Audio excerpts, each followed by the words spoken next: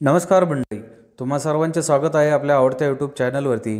बांधवांनो, महाराष्ट्राच्या राजकारणातून सर्वात मोठी आणि महत्त्वाची बातमी समोर येत आहे. कोणत्या चुकांमुळे गेला संतोष देशमुख यांचा बळी? वाल्मिक कराडच्या तपासाने कसा तपास लांबवला? काय आहे सविस्तर बातमी जाणून घेण्यापूर्वी तुम्ही जर चॅनलवरती नवीन असाल तर चॅनलला सबस्क्राईब करून बेल आयकॉनचं बटन प्रेस करायला विसरू नका.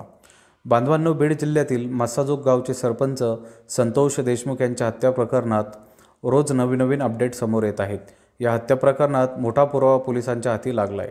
आरोपींनी संतोष देशमुखांचा छळ करत असतानाचा एक व्हिडिओ कॉल केल्याची धक्कादायक माहिती समोर आली. संतोष देशमुखांचा छळ मारेकऱ्यांनी मोकारपंथी व्हॉट्सअप ग्रुपवर लाईव्ह व्हिडिओ कॉलद्वारे दाखवला.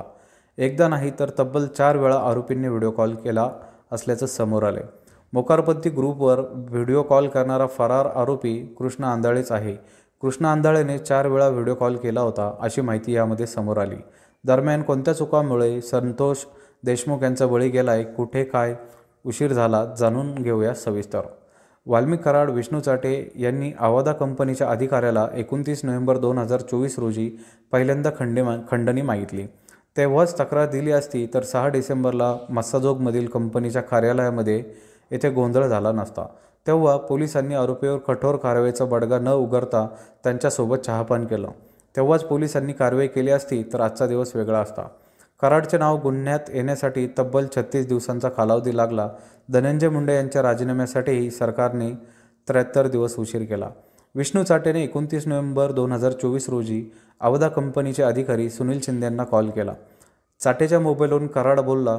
त्याच दिवशी सुदर्शन घुलेने कार्यालयात जाऊन खंडणी मागितली, परंतु शिंदे यांनी नकार दिला. त्यानंतर 6 डिसेंबरला घुलेसह त्याची टोळी मस्साजोगला गेली.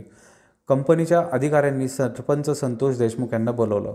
खंडणीला आडवा आल्यानेच या गँगने ही हत्या केल्याचे CIDच्या दोषारोपपत्रातून समोर आलं. उशीर काय झाला?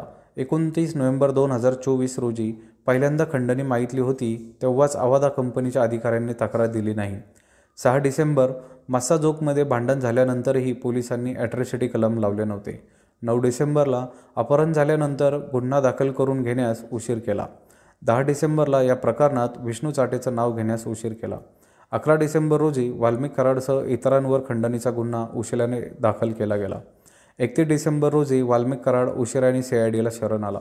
14 जानेवारी रोजी उशिराने वाल्मिक कराडच्या हत्येचा प्रकरणात समावेश करण्यात आला आणि 4 मार्च 2025 रोजी धनंजय मुंडे यांचा मंत्रिपदाचा राजीनामा घेण्यात आला. आवदा कंपनीच्या अधिकाऱ्याला फोनवरून खंडणी मागितली. तसेच इतर काही महत्त्वाचे पुरावे विष्णू चाटेच्या मोबाईलमध्ये होते. मात्र तो फरार असताना त्याने त्याचा फोन फेकून देत महत्त्वाचा पुरावा नष्ट केल्याचा दावा CIDने दोषारोप पत्रात केला आहे.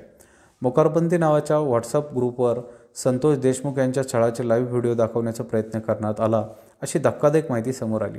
व्हॉट्सअप ग्रुपवर कॉल करणारा आरोपी हा फरार आरोपी कृष्ण आंधळे हाच आहे.